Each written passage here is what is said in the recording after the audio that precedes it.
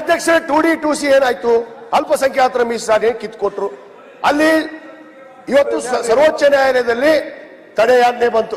ಎದಕ್ಕೆ? ಇವತ್ತು ಅಲ್ಪಸಂಖ್ಯಾತರ ಮೀಸಲಾತಿಯನ್ನು ನೀವು ಕಿತ್ಕೊಂಡ್ಬಿಟ್ರಿ, ಅದಕ್ಕೆ ನೀವು ಕಿತ್ತುವಂತ ಅಧಿಕಾರ ಇಲ್ಲ, ಅದು ಸಂವಿಧಾನಾತ್ಮಕವಾಗಿ ತೀರ್ಮಾನಗಳಾಗಬೇಕು ಅಂದಾಗ ಅದು ತಡೆಯಾಜ್ಞೆ ಸಿಕ್ತು. ಮುಂದೆ ನಮ್ಮ ರಾಜ್ಯ ಸರ್ಕಾರ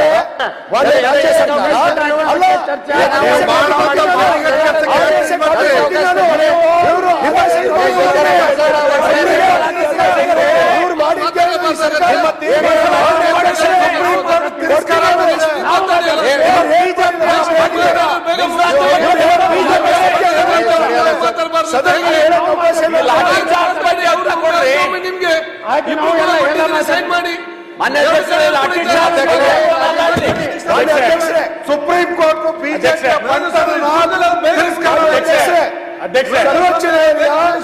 ತಡೆಯಾಜ್ಞೆಯನ್ನು ಕೊಡುತ್ತೆ.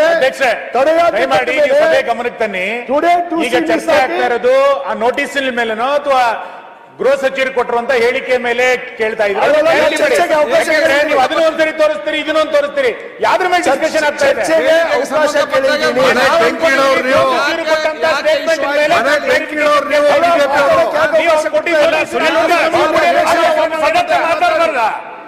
ಒಬ್ಬ ಸದಸ್ಯ ಮಾತಾಡಕ್ಕಾಗಿಲ್ಲ. ಹೋರಾಟದಲ್ಲಿ ನಾನು ಮುಂಚೆ ಹೇಳ್ತಿರ್ತಾವ, ಇವರು ಒಮ್ಮಕ್ಕನೇ ಅದನ್ನು ತಗೊಂಡೋಗಿ ಭಾರತೀಯ ಜನತಾ ಪಕ್ಷಕ್ಕೆ ಕಟ್ಟಿಕೊಂಡು ಇವತ್ತು ಪ್ರಾಯೋಜಿತ ಮಾಡಿ ಅಲ್ಲಿ ಪ್ರಚೋದನೆ ಮಾಡಿ ಪಾಪ ಅಮಾಯಕರು ನಮ್ಮ ಸಮಾಜದವ್ರನ್ನ ಹೊಡಿಸಿದ್ರಲ್ಲ ಇವರು. ಇದು ಹೊಡಿಸ್ತವ್ರು ಇವರೇ ಮಾನ್ಯ ಅಧ್ಯಕ್ಷರೇ, ಅದು ನಾವಲ್ಲ, ಇವರೇ ಹೊಡಿಸ್ತವ್ರು, ಬಿಜೆಪಿ ಅವರೇ ಹೊಡಿಸ್ತವ್ರು. ಇಂಥ ಪ್ರಚೋದನೆ ಕೊಡೋರು ಇವರೇ. ಮಾನ್ಯ ಅಧ್ಯಕ್ಷ ತಡೆಯಾಜ್ಞೆ ಬಂತು. ಅವಾಗ ನಮ್ಮ ರಾಜ್ಯ ಸರ್ಕಾರ ಮತ್ತು ಸಾಲಿಸಿಟರ್ ಜನರಲ್ ಏನು ಹಿಂಬರ ಬರೆದು ಕೊಟ್ಟಿದ್ದಾರೆ ಸುಪ್ರೀಂ ಕೋರ್ಟ್ ಅಲ್ಲಿ, ನಾವು 2B ಮೀಸಲಾತಿಗೆ ಯಾವುದೇ ಅಡೆತಡೆಯನ್ನ ತರೋದಿಲ್ಲ, ಯಥಾಸ್ಥಿತಿಯನ್ನ ಕಾಪಾಡ್ಕೋತೀವಿ ಅಂತೇಳಿ ಹಿಂಬರ ಬರೆದು ಕೊಟ್ಟು ಬಂದ್ರು ಅಧ್ಯಕ್ಷರು. ಇಲ್ಲಿ ಮೀಸಲಾತಿ ಚುನಾವಣೆ ಬಂದಿದೆ ಅಂತೇಳಿ ಮೀಸಲಾತಿ ಘೋಷಣೆ ಮಾಡ್ತಾರ, ಅಲ್ಲಿ ಹೋಗಿ ಹಿಂಬರ ಬರಕ್ ಕೊಟ್ಟು ಬಂದಿದ್ದಾರೆ. ಹಿಂಬರ ಕೊಟ್ಟಿರೋ ಹಿನ್ನೆಲೆಯಲ್ಲಿ ಕಾನೂನಾತ್ಮಕವಾಗಿ ಇವತ್ತು ಸರ್ವೋಚ್ಚ ನ್ಯಾಯಾಲಯದಲ್ಲಿ ಇನ್ನೂ ತಡೆಯಾಜ್ಞೆ ಇದೆ. ಮಾನ್ಯ ಅಧ್ಯಕ್ಷರೇ, ರಾಜ್ಯ ಸರ್ಕಾರ ಮೀಸಲಾತಿಯನ್ನ ಮಾತಾಡುವಂತ ಪರಿಸ್ಥಿತಿನೇ ಇಲ್ಲ. ಮತ್ತು ಇನ್ನೊಂದು ಏನು ಮಿಸ್ಟೇಕ್ ಮಾಡಿದಾರೆ ಅಂದ್ರೆ, ಮಾನ್ಯ ಅಧ್ಯಕ್ಷ, ನಾವು ಹಿಂದುಳಿದ ವರ್ಗದ ಆಯೋಗಕ್ಕೆ ನಾನು ನಮ್ಮ ದಿನೇಶ್ ಪಾಟೀಲ್ ಅಂತ ಅಡ್ವೊಕೇಟ್ ಇಬ್ರು ಕೂಡ ಅರ್ಜಿ ಹಾಕಿದ್ದೀವಿ. 3 ಬಾರಿ ನಮಗೆ ಹಿಯರಿಂಗ್ ಮಾಡಿದ್ರು ಅವರು, ಸನ್ಮಾನ್ಯ ಜಯಪ್ರಕಾಶ್ ಹೆಗಡೆ ಅವರು. ಅವಾಗ ಅರ್ಜಿ ಹಾಕಿದವರು ನಾನು ಒಬ್ಬ ರಾಷ್ಟ್ರೀಯ ಅಧ್ಯಕ್ಷನಾಗಿ, ನಾನು ಅವರು ನಮ್ಮ ವಕೀಲರಾಗಿ ಅವರು ಅರ್ಜಿ ಹಾಕಿದ್ದೀವಿ ಕೋರ್ಟ್ನಾಗ. ಇವತ್ತು ಅಲ್ಲಿ ಹಿಂದುಳಿದ ವರ್ಗದ ಆಯೋಗ ಅದನ್ನ ಜಿಲ್ಲೆಗಳನ್ನ ಸರ್ವೆ ಮಾಡ್ತಾ ಇತ್ತು. 18 ಜಿಲ್ಲೆ ಸರ್ವೆ ಮುಗಿದಿತ್ತು. ಆದ್ರೆ ರಾಜ್ಯ ಸರ್ಕಾರ ಏನ್ ಮಾಡಿತು? ಮಧ್ಯಂತರ ವರದಿಯನ್ನು ತೆಗೆದುಕೊಡ್ತು. ಮಧ್ಯಂತರ ವರದಿಯನ್ನು ತೆಗೆದುಕೊಂಡು ಚುನಾವಣೆಯ ಪೂರ್ವದಲ್ಲಿ ಇನ್ನೇನು ಚುನಾವಣೆ ಘೋಷಣೆ ಆಗಬೇಕು, ಅವಾಗ ಸನ್ಮಾನ್ಯ ಬಸವರಾಜ ಬೊಮ್ಮಾಯಿ ಅವರು 2D 2C ಕೊಟ್ಬಿಟ್ವಿ ಅಂತ ಘೋಷಣೆ ಮಾಡ್ತಾರೆ. ಅಲ್ಲಿ ಹೋಗಿ ಸುಪ್ರೀಂ ಕೋರ್ಟ್ನಾಗ ಹಿಂಬರ ಬರೆದು ಕೊಟ್ಟು ಬರ್ತಾರೆ. ಇದರ ಅರ್ಥ ಏನು ಮಾನ್ಯ ಅಧ್ಯಕ್ಷರೇ? ಇವತ್ತಿಗೂ ಮೀಸಲಾತಿ ಇದೆಯಾ ನಮಗೆ? ಇವತ್ತು ಇವರು ಸ್ಪಷ್ಟಪಡಿಸಬೇಕು. ಈ ನಾಯಕರು ಯಾರು ಇವತ್ತು ಒಂದು ಪಕ್ಷಕ್ಕೆ ಸೀಮಿತವಾಗಿ ಹೋರಾಟ ಮಾಡ್ತಾ ಇದ್ದಾರೆ.